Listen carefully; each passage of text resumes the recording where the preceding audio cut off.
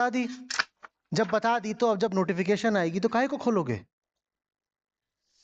And I'll basically start off with something that I'm supposed to do, which is basically to write off the records and write off the records. So for that, I'm gonna basically watch something interesting. All right. So let's start off with some video that is basically supposed to be.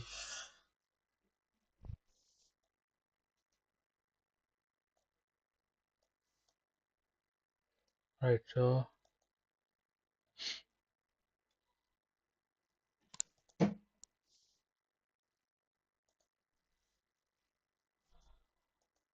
let's start off with something which is interesting, so that I can just be a little more human. Like I can provide myself something that I can be a little more proud of, or something like that. I don't know.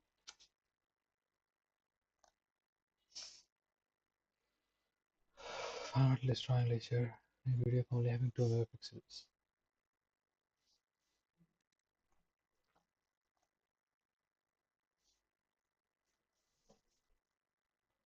Similar to make booze at home. Let's not do all that. Let's just watch something a little, which is again like a little. It is your economic side quests. Let's this again like a little normal.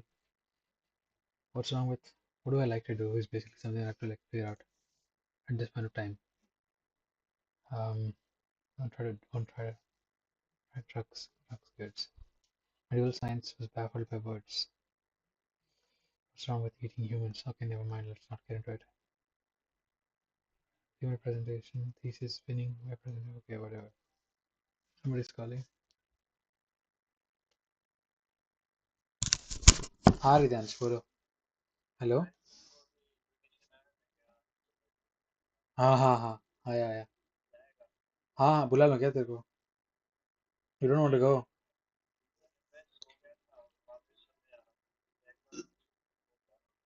खा के आ जाएंगे उसमें क्या simple. Cake देगा ना. हाँ भाई cake खा के आ जाएंगे.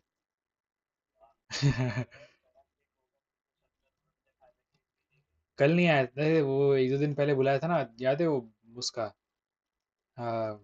कोई एक्स सीएम का बर्थडे था तो बहुत बड़ा केक लेके आए थे उस टाइम पे. अभी कुछ दिन पहले वापस बुलाया था एक बार. केक कट रहा है समथिंग समथिंग करके. बहुत बड़ा केक है. हाँ तेरा रूम खटखटाया होगा तो सो रहा होगा क्योंकि वो सबको बुलाया लिटरली पूरा पीजी आया था नीचे.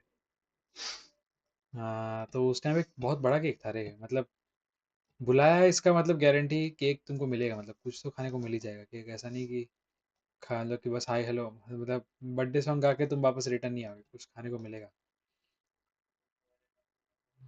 हाँ वही मैं उठा दूंगा तेरे को टेंशन नहीं. ठीक है चलो bye bye.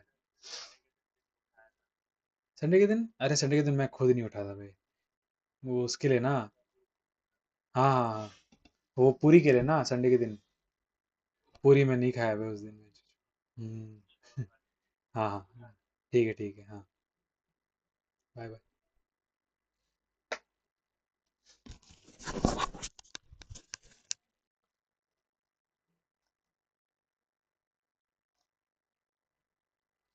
Well, let's watch something that is basically something that I already watched, or rather something which is like a little. Like, let's open up the history.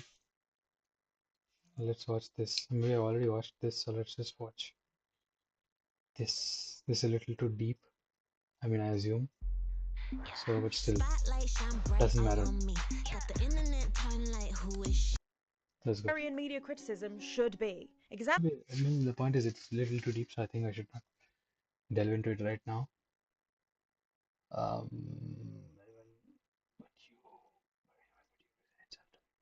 what? Strangers allowed talking and all. I don't really think it makes sense. Brother girls, you becoming one with the machine. The importance of inconvenience. This makes a little sense too. Brothers, Berners constructivism theory. Nah, this is not Indian. If he'd been Indian, I would have still opened it.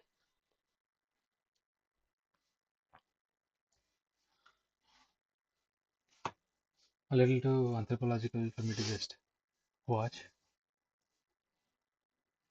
Okay, I want to watch something which is a little too small.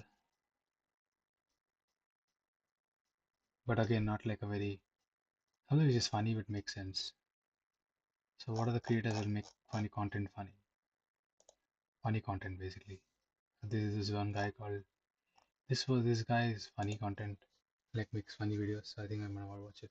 Here's a fun paper I found recently. It's called Let me just check his channel if I can find something even more. Anyway, something more than this. Video about little labels we put next to an art museum. This is interesting. Let's just watch this. How Am I Going to Record Museum Labels? Video about paratext.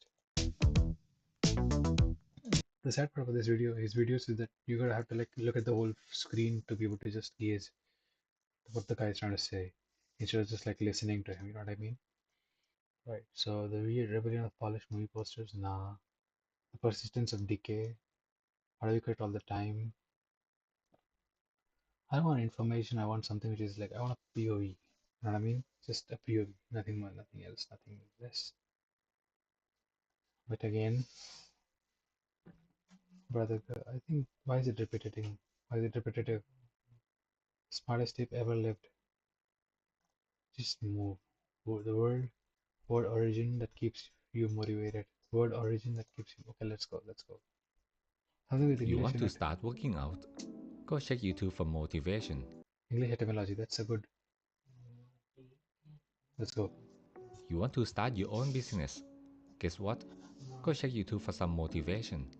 Let's go. You That's a want good to stop video. relying on motivation and finally get it. I like to watch videos which are on etymology, like word history type shit. You know what I mean? So I think I should go. I don't. The accent is a little bothering me, but it's okay. Started? Believe it or not, go check YouTube for even more motivation. As the old saying goes, a motivational speech a day keeps your success away. But in all fairness, at one point or another, we all need motivation because it helps us move forward. Motivation can come from any type of media. It's kind of weird as to like parents, my parents of the grandparents of my like previous generation really didn't care about motivation. They just like worked based on actual data that they have. You know what I mean?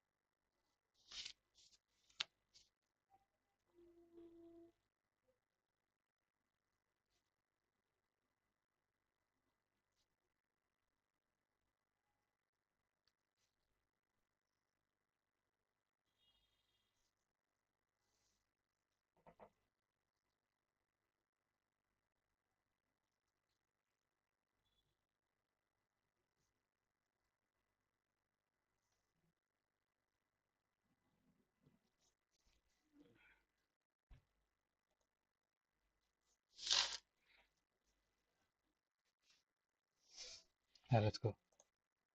Such as video, podcast, book, or movie, which is short for moving picture. But no matter the source, the content has to resonate with you, and there's no more effective way to achieve that than evoking your deep emotions. Personally, I find it interesting that the word move always conveys more than just the act of changing a position or posture.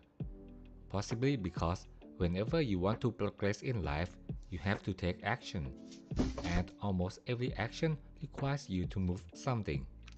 This verb stems from the Latin move movere, which not only has the same meaning but already looks very similar to its current English descendant. Besides move itself, words like motivation or emotion are also from this very same root. Welcome to the fourth episode of the etymology series, where the story about to unfold is going to be motivating. The Latin root movere comes from the Proto-Indo-European Oppi root mo, which means to push away. This Latin word then came through Old French as mover and ultimately entered English as move. Just like many words that have both literal and figurative senses, move also started out as a purely physical word. It was initially used intransitively, for example, I moved from A to B. Later on, people use it transitively as well. For example, I moved this box to another room. When it was first adopted in a figurative sense in Middle English, the meaning was focused on influencing someone to do something, mainly through enthusiasm or excitement. Then the range of emotions widened to include pity or tenderness. And lastly, it referred to the act of guiding or influencing in general. Now, if we add the prefix "re" to movere, we get removere.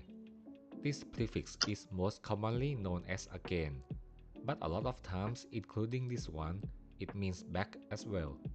Therefore, removere means moving back, and this is how we get the word remove in everyday English. It's not difficult at all to tell that remove is a product of removere, as the two look almost identical. But I think it wouldn't be too surprising for me to say that the word remote looks remotely identical to remove. In fact, removere has a past participle which is remotus, meaning distance in place or far apart. Hence, we have words like remote island or remote controller. The concept of the word remote meaning slight actually doesn't sound remotely foreign if you think about it. If you replace a physical distance in your mind with a figurative distance, it will make total sense right away. For example, when you find a person remotely attractive, it means that even if you are so far apart from the person that you can barely see them, at least you are still able to notice a small. Not to focus on the video, so there's no point. Instead, I send my amateurs just watch something bullshit. Let's search for bullshit to watch. Maybe I should actually focus on a particular video just for the sake of it, and then I move on. Not watch it. You know what I mean?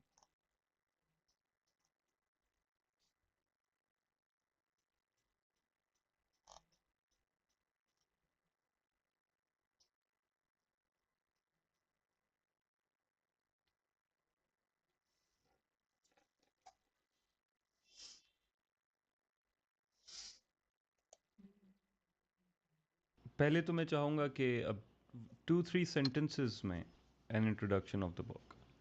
Okay. What is this book about? और उसके बाद फिर we'll move to why behind writing this book. ठीक है। ये किताब जो है इसका नाम है थिंकिंग विद गालिब। ठीक है, तो इसमें दो अहम लफ्ज़ हैं, एक थिंकिंग है और एक गालिब है जी। मगर हमारे लिए इसकी अहमियत जो है वो थिंकिंग की ज़्यादा है और गालिब की कम है। तो इस सिलसिले में हम गालिब की जगह किसी और को भी चुन सकते थे। हम थिंकिंग विद बुल्ले शाह कर सकते हैं, थिंकिंग विद शाह लतीफ़ कर सकते हैं, थिंकिंग विद खुशहाल खान खटक कर सकते हैं, कुछ भी कर सकते हैं और होना भी चाहिए, लोगों को लिखना चाहिए। मगर हमारा फोकस जो है इस किताब में वो गालिब पे नहीं है, थिंकिंग पे है। गालिब को हम एक रिसोर्स की तरह इस्तेमाल कर रहे हैं ये दिखाने के लिए कि थिंकिंग में क्या क्या चीज़ें इन्वॉल्व हैं, थिंकिंग को कैसे फ़रोग़ दिया जा सकता है, ये इसका बैकग्राउंड। और मैंने जो इस बुक को पढ़ा है उसमें I need to find some creator who's more there's a free flowing element into it. Commonplace book, okay. The shoegaze effect. There's like one more effect that I studied a couple of days ago where you can just move on where you work and you don't, and if you see somebody with something going on,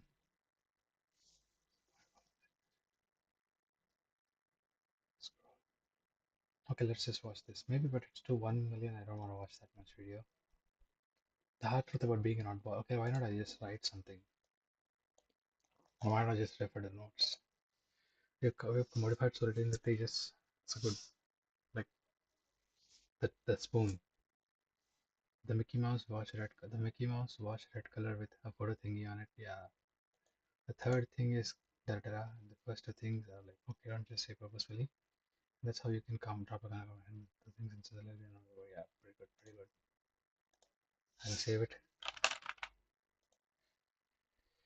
Should I have to look at my kind of videos? Maybe I should just let me just redo. Let me just remove certain videos from the history so that I don't get more of my kind of videos and stuff like that. It's like too big of a content to watch because I want my brain to run more rather than his brain to like keep running. Etymology, I like it. I might want to keep it. I've already watched this video fully. And in defense of pretension. This is an interesting video. I'm not laughed hard enough. This is also an interesting video. I'd like to have it. I don't know why. I don't think I should have this. So pointless. This is a good video. Can you watch my laptop? This is funny. Tiny Idea is a good channel to watch. I think I should just watch Tiny Idea for the time being. Imagine conducting every part of your research only on one platform. Meet Boreum, your AI-powered research companion. With 170 million papers, 140,000 journals, and millions of patents, Boreum gives you instant summaries, deep insights, and traceable references. I think it's not the right video to watch. What else we've got? Literally a copy makes you poop.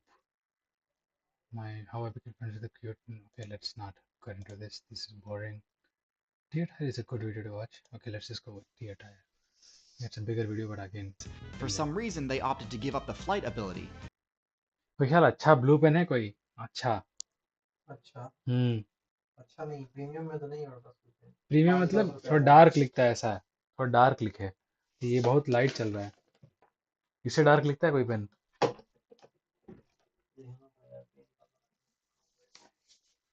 मैं भी देखता हूँ मेरा pen खो गया यार बहन से सारा का सारा एक दोस्त को देता हूँ भूल जाता हूँ लेना वो भी भूल जाता है देना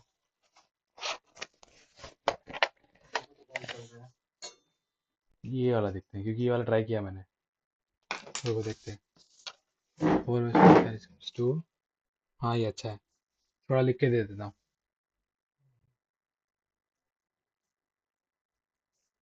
अच्छा है 2 पेज लिखना है उसके बाद रफ वर्क ही है वो मैं अपने पेन से कर लूँगा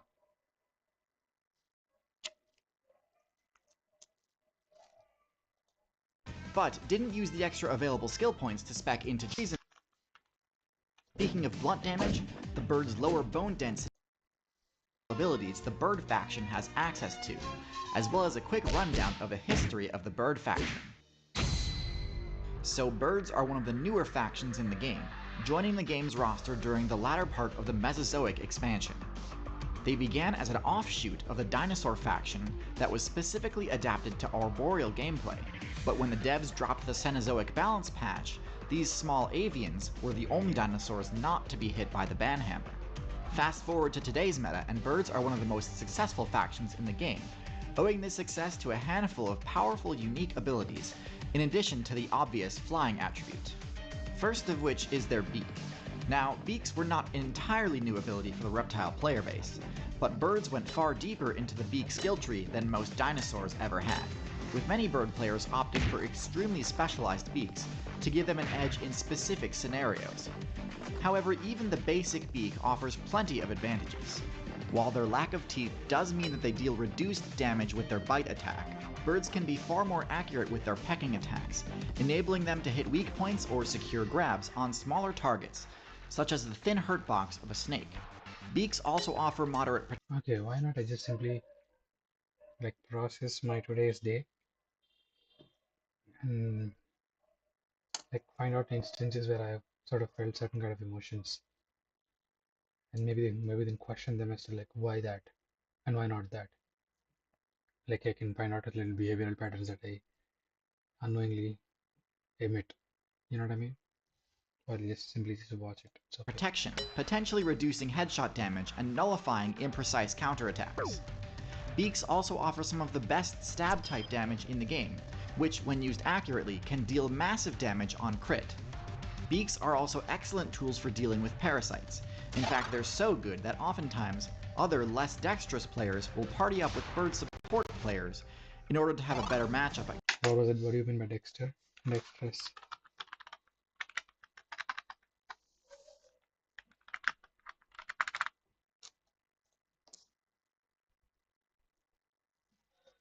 Showing or having skill or ability with hands. It's more dexterous. Dexterous. Against parasites. How can I use it in my daily life? It's more dexterous. Dexterous keyboard player. Skill or ability related to hands. I was more dexterous with my hand, more stable with my hand.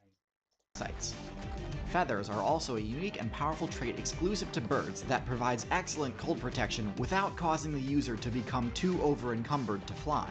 Feathers also offer pretty substantial defense against crush-type attacks, which is especially important to birds because of their hollow bones trait. Hollow bones are another ability meant to synergize with the flying playstyle.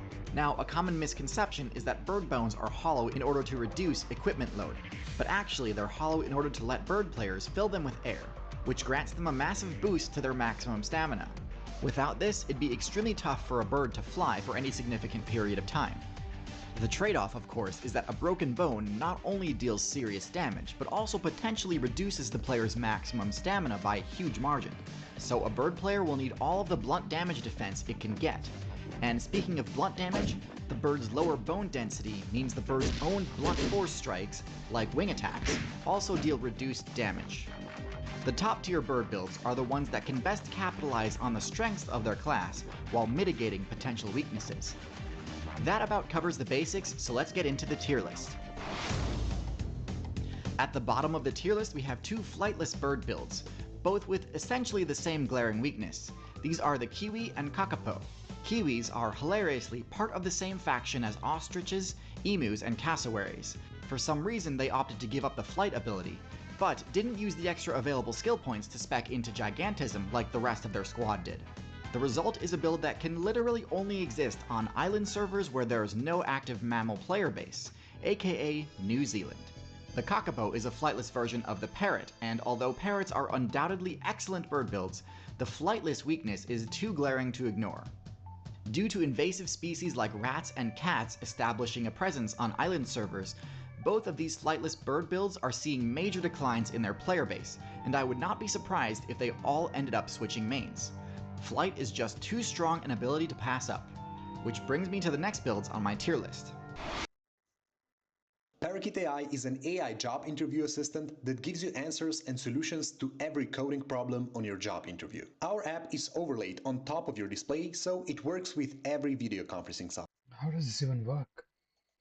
And when the interviewer asks you a question, how can you determine if a given string is a palindrome? You simply click the answer question button and Parakeet AI will give you the answer. And when it comes to coding problems, Parakeet AI can analyze your screen, provide highlighted coding solutions that you can copy and paste, and it is 100% invisible to your interviewer when sharing your screen. To make it easier to use, you can resize and move the window, and anytime you analyze the screen, Parakeet AI will first explain the problem, then write a coding solution, and finish by explaining the time complexity of a given solution. So I see what these builds were going for. Being giant could potentially make up for the lack of flight, but in practice this didn't quite pan out. While these are technically the strongest birds in terms of base power and defensive stats, for their weight class they are woefully underpowered. They're one of the few megafauna builds that can be taken down by cheetahs, when they should be able to completely annihilate cheetahs with their powerful claws. Their huge weak point presents a lot of opportunity for counterattack too, so if they ever get too bold, they're setting themselves up for a tough loss. Lastly, the fact that they are forced to nest on the ground forces them into an even more vulnerable position than most birds, as ratite eggs are extremely valuable as loot. Objective defense is not an easy task even for high-tier builds, so for ostriches, emus, and cassowaries, this is a huge hurdle. Fair enough. Next on the tier list we have the hummingbird. This build spec'd purely into mobility and just about nothing else, and as a result is the only bird build with full 360-degree movement, similar to a dragonfly. This, combined with its extremely small size, enables the hummingbird to very quickly change direction mid-flight, allowing it to easily dodge attacks and fly around obstacles. More importantly, it allows the hummingbird to access nectar, which is an extremely valuable source of energy that's normally inaccessible to birds, since birds are usually too heavy to land on flowers and not agile enough to access nectar mid-flight. This all sounds great, but the hummingbird also has two very serious weaknesses. The first is pretty obvious. They have no combat prowess at all, and any attack they fail to dodge will send them right back to the character select screen. But in addition to that, the insane energy cost of their flight ability, combined with their total lack of fat storage, means hummingbirds will run out of stamina very quickly if they can't constantly find food. To me, this is a high-risk, high-reward strategy where the risk far outweighs the reward, so I have to place them in F tier. At the bottom of D tier, we have the pigeon. The pigeon It's a bullshit bird. build doesn't really have any critical flaws, but they're held back by mediocre stats. In particular, the pigeon is sorely lacking in any combat-focused stat, like power or defense. They do best in cities where their excellent navigation ability Just pointless as a bird. I get it.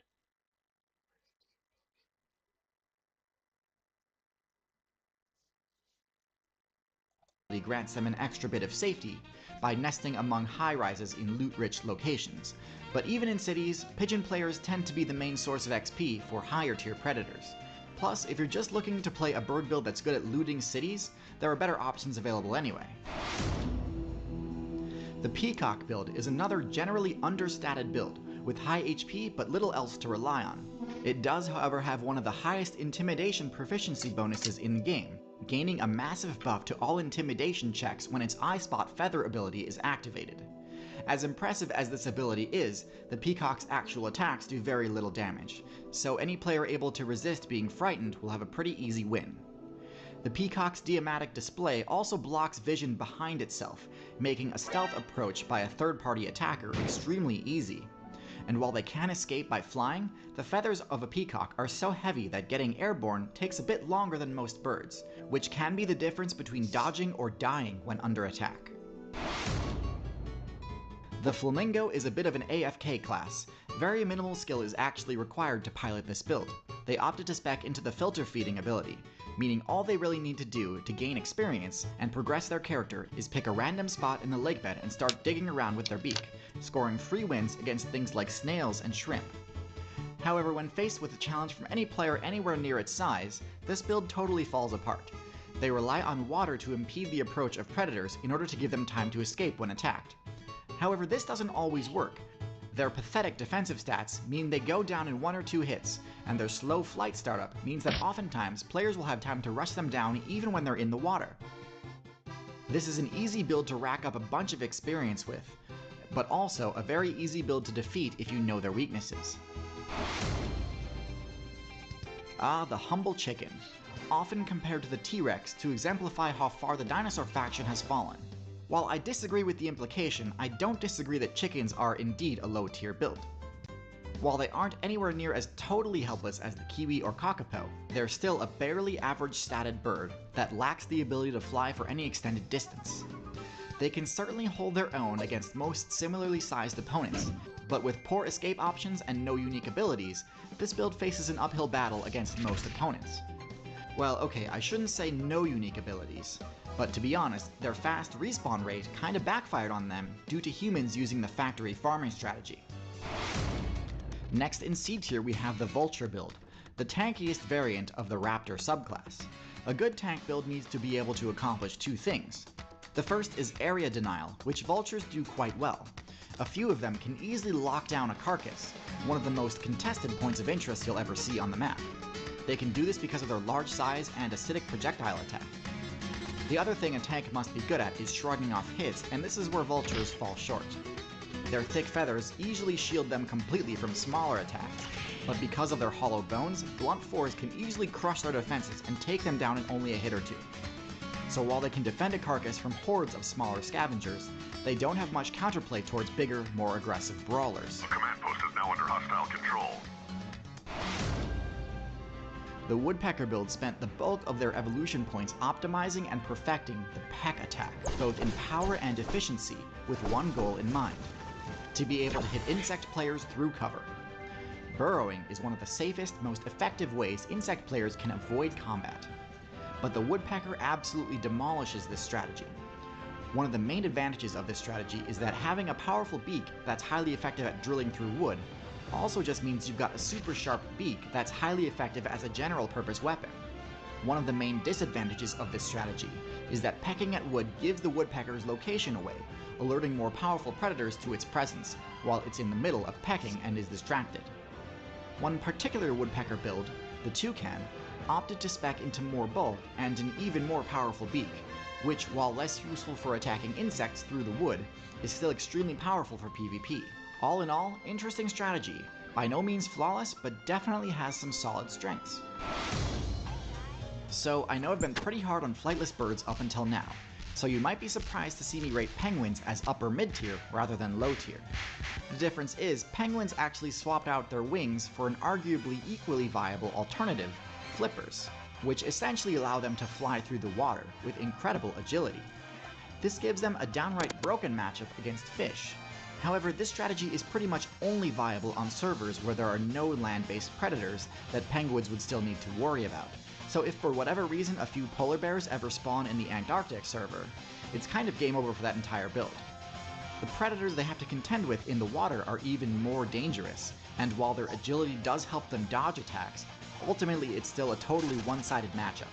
Their strategy is pretty cool and actually fairly dominant due to limited competition, but I wouldn't be surprised to see the entire penguin player base collapse if the devs ever add new DLC in the form of an Antarctic land predator, or even if they just buff the land mobility of the leopard seal. Still, top of C tier is a respectable position for a flightless bird. At the bottom of B tier we have the goose. I've got an entire video dedicated to the goose build, but in short, the goose has solid base stats, including above average hit points. However, its abysmal power stat leads it to rely heavily on intimidation to secure territory. This can be unbelievably effective at times, and it's not uncommon to see top tier predators flee an encounter that they easily could have won. Still, the obvious flaw in this strategy is that if the goose's opponent resists being frightened, the goose will be wide open to a punishing counterattack. In addition, the goose's weak spot is easily exploitable by intelligent players, so careless aggression tends to be the goose's biggest strength and biggest weakness at the same time. All in all, still a surprisingly effective strategy. The heron build put a huge amount of evolution points into maxing out the puncture damage it can deal with its beak, and it did so to great success. Herons have one of the highest damage pecks of any bird, and frequently one-hit their targets, even those with scale armor like large fish and juvenile crocodiles. The effectiveness of their piercing attack is amplified by their long neck, which gives their attacks a deceptively long range, giving their strikes an almost cobra-like flash to them. They have downright oppressive matchups against fish, amphibians, and all other small aquatic builds. One vulnerability they do have is that their flight ability has a lot of startup, making it a bit less reliable as an escape option if they do happen to get ambushed. Still, it's certainly not terrible. Another weakness is that their long neck presents a bit of a weak point, making lunging forward with repeated pecking attacks a bit risky if you get too predictable about it. Good players will be able to punish careless lunges quite hard. In high B tier we have the Falcon, a raptor build that opts to defeat its opponents using speed and superior maneuvering rather than actual power. Falcons actually have a below average power stat for a raptor, and don't deal particularly high damage in close combat. Their talons are pretty small compared to hawks, owls, and eagles, and so instead of slashing and stabbing with their claws, falcons actually punch with their feet to disorient or concuss their target, and then finish the fight with their more powerful beak. In the right situation, this can deal absolutely massive damage, enough to one-shot a mid-sized target at full HP. The drawback of this strategy is that falcons can only dish out high damage when they have the time to build up speed first. This makes the Falcon a pretty poor defender for objective game modes, and means the Falcon can struggle to win fights if its first attack doesn't connect, as follow-up attacks will likely not have the same force built up as the first. Still, the burst damage potential of this build cannot be ignored, so it earns its spot in high B tier. This might seem like an odd inclusion to cap off B tier, but Songbirds are a highly efficient build for their size, and do deserve recognition on this tier list. This is a huge group including finches, starlings, sparrows, wrens, and birds of paradise. And while some are flashier than others, they all have relatively similar stats, with extremely high agility being their core stat. Unlike many of the builds lower on the tier list that have difficulty getting themselves airborne quickly, Songbirds have extremely low startup on their flight move, allowing them to reposition themselves easily and quickly. This makes their approach very difficult to punish, making Songbirds excellent at chipping away at defensive players, and makes them great at stealing loot from slower builds. Yoink. Their safety in numbers strategy can actually be somewhat intimidating and disorienting too, making it rather difficult to attack a party of Songbirds mid-flight. While they certainly aren't invincible, having one of the lower HP stats among birds, they're an often overlooked but undoubtedly successful bird build. At the bottom of A tier we have the Swan. The Swan is essentially a goose that has the power stat to actually back up its attempts to intimidate. The wing attacks that most bird players use do very little damage and aren't very useful aside from pushing other players around. The Swan's wing attack can break bones and concuss foes. Because of this, Swans are one of the best builds at controlling important points of interest, as their hyper-aggressive playstyle can result in huge territory gains. Of course, they do have the same weaknesses as geese, so targeting the Swan's neck with an attack can defuse the threat. But this is a bit riskier of a play against a Swan than against a goose. All around, sturdy defender, definitely A tier. Next in A tier we have the Owl, the Avian faction's premier stealth assassin build. It owes this reputation to its special ability, which allows it to fly completely silently. This makes the Owl's strikes very difficult to defend against, as players just about never see them coming. While not as stacked in the power department as their daytime counterparts, Owls do have quite solid base stats. While they aren't likely to one-shot high HP targets, they do have enough force behind their attacks to be able to defend themselves and their territory, even from powerful enemies. In addition to granting the Owl the Silent Flight perk, the Owl's thick, bushy feathers offer additional defense against attacks, enabling it to stand its ground in important objective defense scenarios. Interestingly, the Silent Flight perk did come at the cost of the waterproof ability that most bird feathers have, meaning that falling into the water or getting caught in a rainstorm can actually disable the Owl's flight ability. A pretty unique weakness, and certainly something that can be played around, but interesting nonetheless. In the middle of A tier we have the Eagles and Hawks. Hawks and Eagles follow the same basic strategy, both having tailored their builds to focus on dealing maximum damage with their talons. Hawks are the smaller variants of this group, and because of this they are far more agile. While not as powerful as eagles, their agility enables them to weave through cover better than most birds of prey. This makes them well suited for rushing down players both in open terrain and in dense, difficult to navigate terrain like forests. Eagles, in contrast, are much more powerful, but their larger size and wider wingspan prevents them from entering dense forests. Still, in open prairies and mountains, eagles can be incredibly effective, dealing absolutely brutal damage with their enormous dagger-like talons, enough to take down players in higher weight classes without even requiring team strategies. These are without a doubt some of the strongest bird builds in the game for PvP, and have been for quite some time. If you are an IT professional, then you must know this dark sides of AI. Your company is already testing AI to replace as many employees as possible, especially you. They just haven't told you yet. Every day you wait, you become a little more replaceable. At the top of A tier we have the grappler tank hybrid, the Pelican. The Pelican's main strength is its throat pouch. Grappling enemy players can be a highly effective takedown strategy, but birds struggle with this since they can't use their wings to grab, and since their beaks aren't always the most reliable grappling weapons, sometimes leading to targets escaping. The Pelican's grapple is, in contrast, almost totally inescapable, and works on targets much larger than you might think. While this attack style is most effective against fish, it's quite powerful against other bird, rodent, and amphibian players, although it does have its limitations. This, combined with the pelican's overall bulk, makes it one of the most difficult birds to take down in single combat, and enables it to stand its ground against even top tiers like canines. So those of you who follow the channel for a while can probably guess what the top tier birds are going to be. If you can't, that's probably a good indication that you should be subscribed. Those of you wishing the devs could unban the Velociraptor build look no further than the Secretary bird, as it has basically all the same awesome abilities and more. Hunting on foot and in pairs, they prove time and time again that striking from the sky is overrated. They can easily defeat other high-tier builds such as the Cobra and Mongoose with their high-damage kicks. Their stomp move has extremely high accuracy, allowing Secretary Bird players to score game-ending headshots with ease, and they do all this without completely sacrificing their flight ability.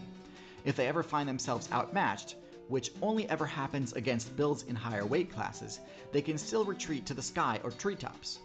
The fact that this strategy works in Africa, one of the most unforgiving servers of all time, is proof enough to me that this is the optimal raptor.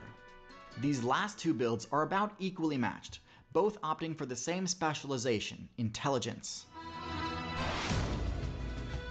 Parrots are an extremely unique build with several powerful abilities, not the least of which is their Sonic Shriek, which can drive away just about any player who invaded their territory, especially when employed by a coordinated team. In addition, due to their prehensile beak, parrots have the highest dexterity of any bird, putting them among the best users of the tool use ability. And with an extremely high lifespan, if there was any build that could replace humans, It was this, like when I look at this graph, I see this thing about autonomy. I don't know, was it autonomy? This is an interesting graph. I want to basically take a picture of it, but then okay, let's just do it afterwards. if humans ever get their intelligence nerfed, I'd bet on the parrot. I made an entire video on parrots if you're interested, but when it comes to intelligence, there's one avian build that arguably outclasses them.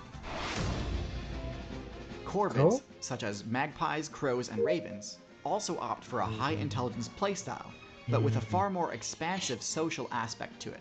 While plenty of bird But the intelligence is also like social, that's like adds up to the beneficent. builds use cooperative team strats, the best corvids operate using a network effect, where knowledge is shared with a huge amount of players. Damn, that's like the best sort of, that's like the whole core of human evolution.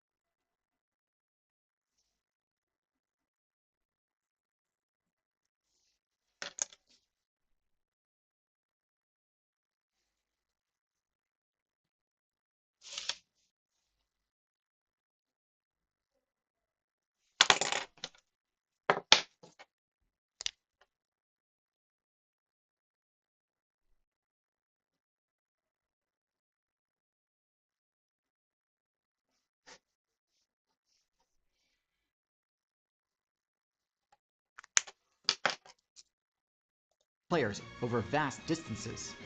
This knowledge can include useful points of interest, or even blacklists of dangerous areas or players to avoid. But even individually, corvids have a lot going for them.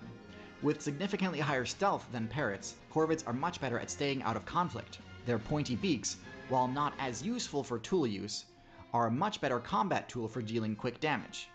It's also more useful for pressuring and poking opponents, or for provoking larger players into battle, so that they can reap the benefits of the aftermath. Corvids are one of the best builds at making use of human-made items, and quickly figure out ways of abusing the system to score quick loot. All in all, Corvids are basically what you'd get if you gave monkeys wings. Easily a top-tier build. So there you have it, the complete bird tier list. Or rather, as complete as I thought possible for YouTube. If I didn't do a segment on your favorite bird, please let me know in the comments. Despite being the longest video I've ever made, there were still a few birds that I cut from the video for time's sake.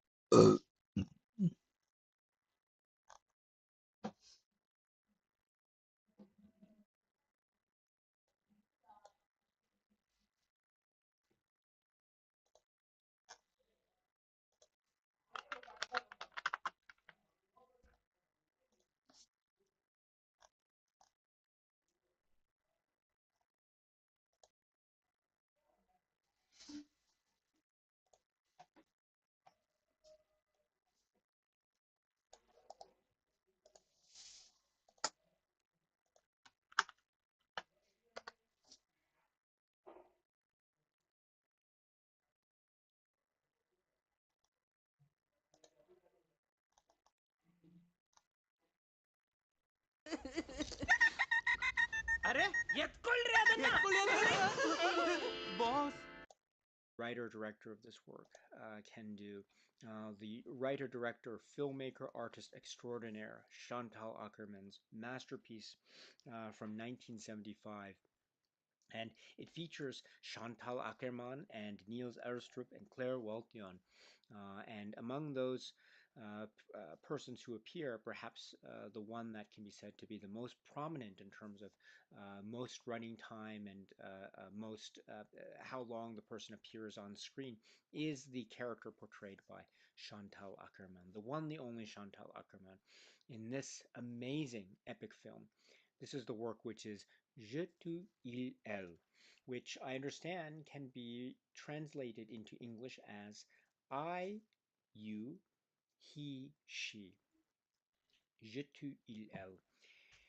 This film is an extraordinary feat, and it is a film that is, I think, filled with so much intimacy and heart and emotion and passion. There are very direct passages. There are very intimate direct passages of discussions and discussion points.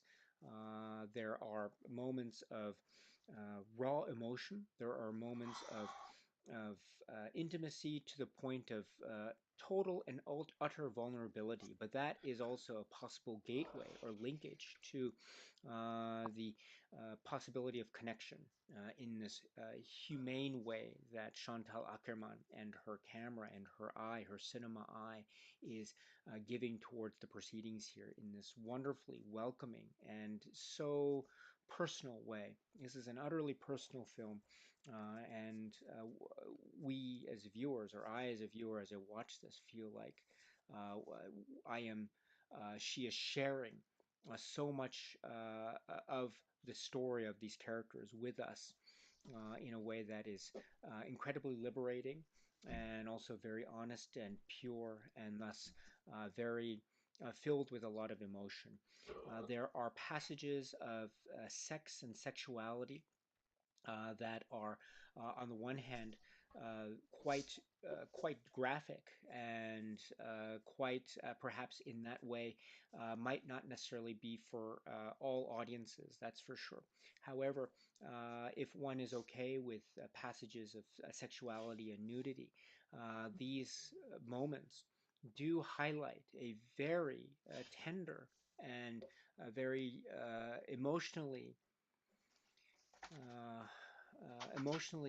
riveting moment or moments between human beings that I think has its own power and its Okay, own Vishal, thank you. sexual energy, and also its a sense of the portrayal of in a humane way, the portrayal of the soul or the souls. So it is an incredible discussion point. Again, it is very intense, very, very intense work. So in that way, it may not necessarily be for all audiences. So please be mindful of this. But if you're okay with these passages of intense emotional feeling that is expressed in certain scenes of sex and sexuality, frank discussions of sexual acts, etc. Then, and if you're okay with that kind of discussion and that type of approach and aesthetic to cinema, then this film Je tu il elle is therefore, I think, a great place to visit in terms of the Ackerman cinema journey. It is an incredibly important work in the body of work of Chantal Akerman as a filmmaker and artist. And in many ways, it can be said to be a summation of a lot of the points and themes and concerns that we have seen build up throughout her brilliant filmography up to this point. I know something about bacteria or something, because I feel like I just love the way she looks in this film. If you look at it, it might be a little graphic, but she's just beautiful to look at. You know what I mean? Forget this scene, but in general,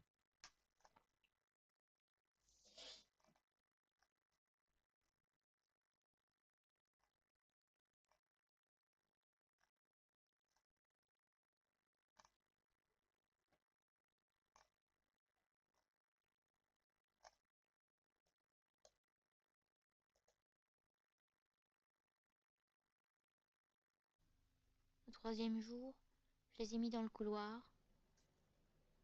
Et le quatrième, je me suis couchée sur le matelas.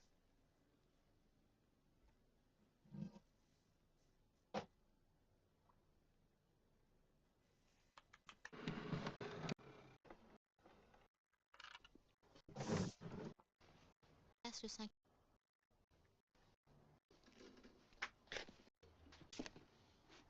I just love how she looks. That's pretty much it.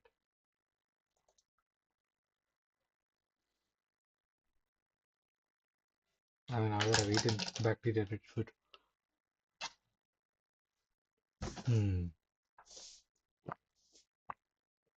Let's watch this.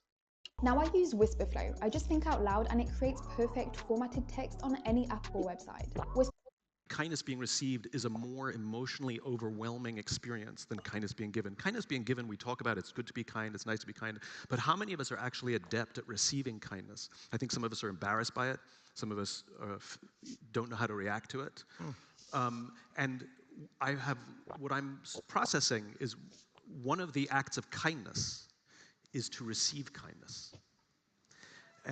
When somebody gives you a gift and you say, no, no, no, and they say, but I bought this for you. And you say, no, no, no. It becomes rude to reject the gift at some point. And at the end of the day, to simply say, thank you, it makes the other person feel good. So even if you're uncomfortable by the compliment, the gift, the act of kindness, the act of warmth, the act of generosity, there's a great act of kindness in the reception of kindness as well. Because what kindness is community. It's the forming, it's the foundation of community. And so we have to remember community is both ways. I define community as a group of people who agree to grow together. And so if we agree to grow together, that means kindness must beget kindness, and this is where trust comes.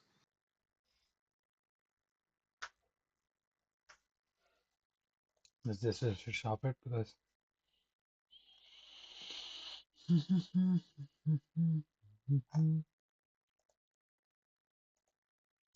Yet to find that one particular video which is like, whoa. Au troisième jour, Got it, bro. Sorry.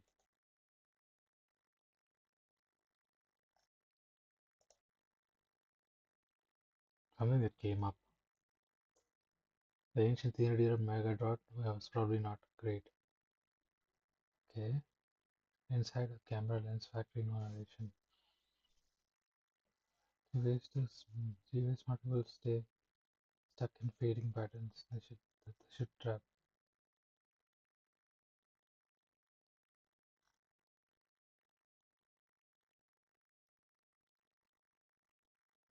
That's basically me. Oh yeah, I just never checked who came and watched my video. Cause somebody did.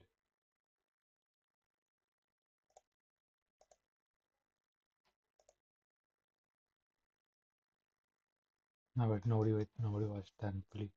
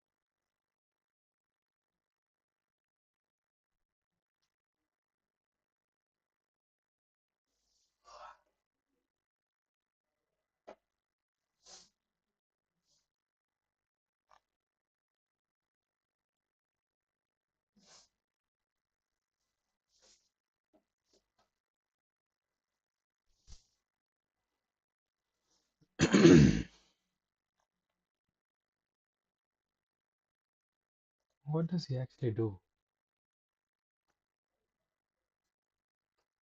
I mean, he appears to be one of those videos. Fibonacci series with integral calculus. Fibonacci series with integral calculus. Fibonacci series to integral calculus. Okay, that is indirect one. Direct discussion is going on. Can we do manipulation of some series, Fibonacci series? Okay, if this is Pxy, that is a vertical at every point, then how your continuous function looks? Continuous function look like a surface. This is typically a continuous function, like a surface, like any curved like any curved surface. Any curved surface, if I take over xy plane, that looks like that is gxy, that is a continuous function, and that is a representation of this pxy, that is a discrete function. If I'm able to find gxy, then I can do calculus operation over gxy, that is a continuous. What calculus operation we can do? Through this gxy, we can find the addition of pxy. That is the concept that we are pursuing. Now we will see. Now I have two kind of surface function. One is called. I just got asked by a reporter. This all appears to be like very fascinating to people to just be able to sort of do it incessantly without being sort of worried about anything. But let's just see what he has to a question, and I'm sure he's going to publish it in a news source that's behind a paywall. And that interview is going to be great for the people who are subscribed to that publication, but I feel like the question was interesting and good enough that I should answer it publicly in a place where everybody could see it. Or not, maybe. I don't know. This is a little bit much. I have a hard time with this, like, knowing where my line should be when it comes to, like, giving advice. But the basic question he asked was, like, after all this time, what do you feel like is like the thing that's responsible for all, like, you doing all of these different things and having success in, like, many different fields and formats? So I'm going to tell you what I told him. I hope it's useful. I don't have goals. I don't have dreams. I think that the narrative that we are taught about, like, follow your dreams, should come with a huge grain of salt. In fact, if I could just take it out of our minds, I would. If there's like a place you can put it in your brain and then light that place on fire, that probably would be for the best in terms of actually having impact on the world. A dream I definitely did not have in 1988 or 2005 was being a YouTuber, because YouTube didn't exist. Now, I did have the dream that I wanted to be a science communicator, but I started making YouTube videos on January 1st of 2007, and I did not start being a science communicator on YouTube until 2011. Before I did that, I did something that was absolutely not my dream, which was I became a musician, like a tour. I just want to see, that's all, just for the sake of it.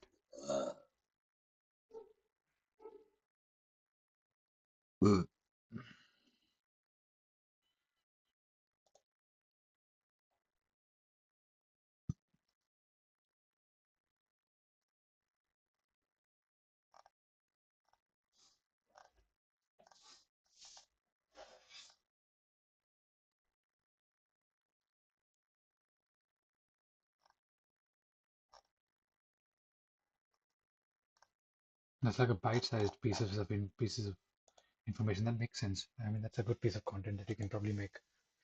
I can actually also make that kind of shit. I just got asked by a reporter that you doing all of these different things and having success in, like, many different fields and formats. So I'm going to tell you what I told him. I hope it's useful. I don't have goals. I don't have dreams. I think that the narrative that we are taught about, like, follow your dreams, should come with a huge grain of salt. In fact, if I could just take it out of our minds, I would. If there's like a place you can put it in your brain and then light that place on fire, that probably would be for the best in terms of actually having impact on the world. A dream I definitely did not have in 1988 or 7. And I did not start being a science communicator on YouTube until 2011. Before I did that, I did something that was absolutely not my dream, which was I became a musician, like a touring musician. That was nowhere on my list of things that I wanted to do. I didn't know how to play guitar when I uploaded my first YouTube video. So if not dreams, then what? If I had to say this in like a trite little way, it would be don't follow your dreams, follow your tools. Now, in among your tools includes you, includes your values, includes what inspires you, and includes what you know, what you've learned about, what you've been drawn toward, what excites you, what you believe in. All that stuff is part of your toolkit. So at a certain point, I get like mental blocks for math. And so I had a hard time continuing to develop that skill, even though at first I was like good at math. And then eventually I was like, I can't figure this out. Like much past calculus, I kind of broke. And maybe I could have developed that skill more and that would have been valuable. But man, physical chemistry turned me off. But I did, as a young man, have very big sort of young man goals. You know, like I wanted to be involved in like the science of ending death. That was like a big thing for me. I was like, this is my thing. And I'd read books that I had like heroes who were fictional characters who had like, I don't need to get into the details, but that's what I wanted. When Catherine asked me like my dreams when we first met, I was like, I want to fix death. But really what I wanted was to like have an impact on the world. And for better or worse, I still have that one. But I just think that like having and aiming for a singular dream doesn't work.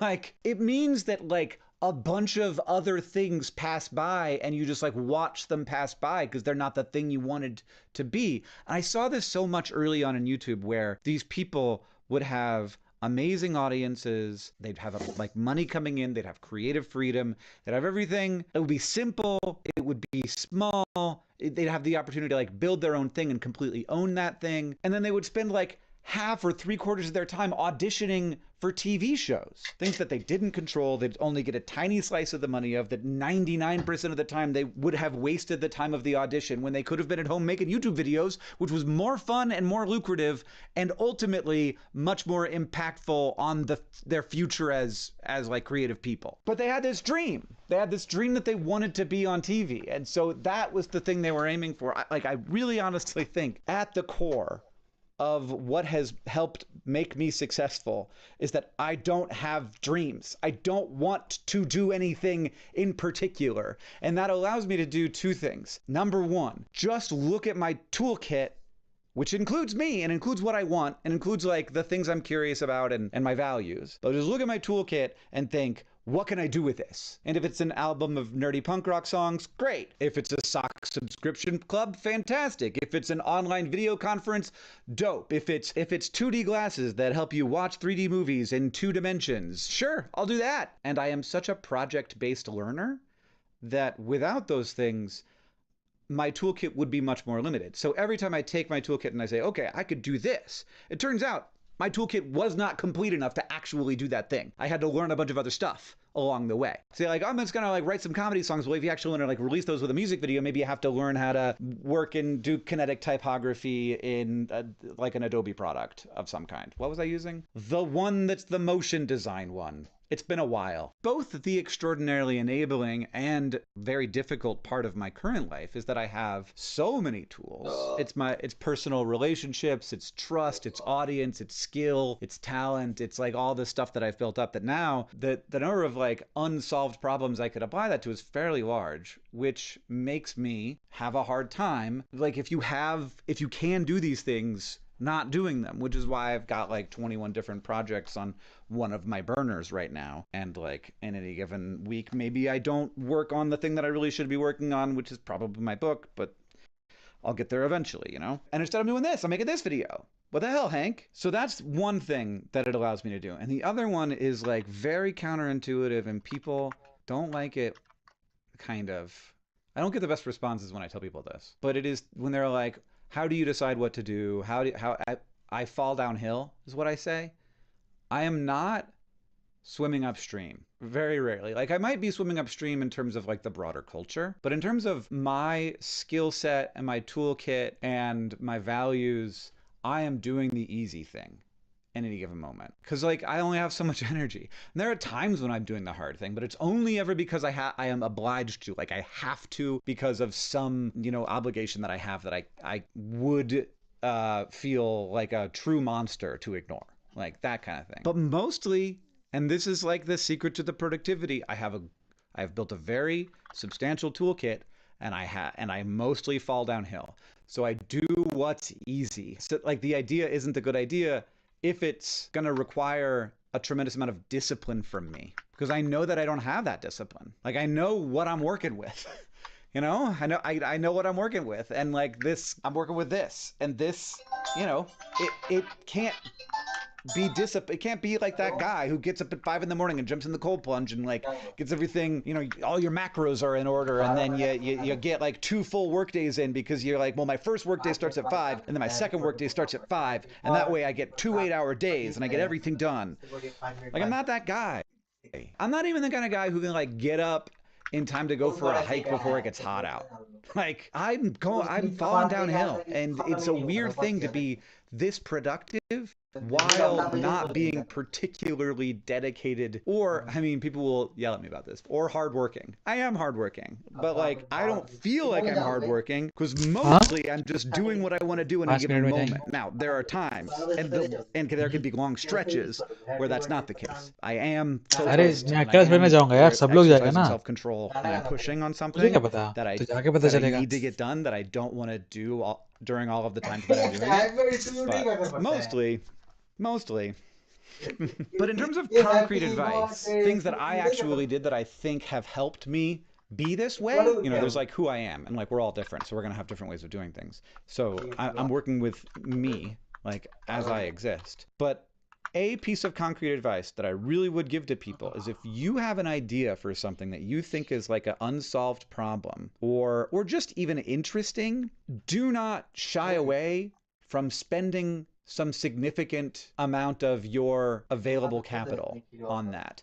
And that is both time and money. It's very easy to give, and I think that you should, it's very easy to buy education from a university. This is absolutely a good way to spend money, and also it is easier to do it even if you don't have money, because student loan infrastructure exists. But that's not the only way to learn stuff. And so and at various times in my life, I have said, okay, it is all right for me to spend 5% of my net worth on this idea that probably won't work.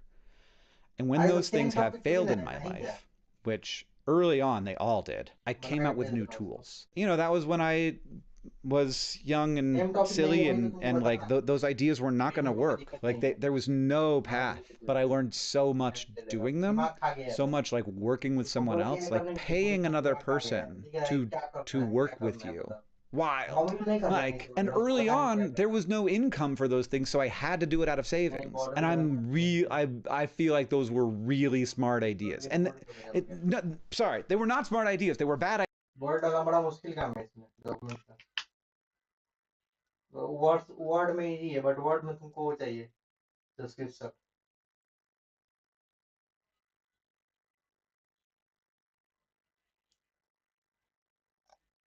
Aniket उधर ही है क्या तुम ही में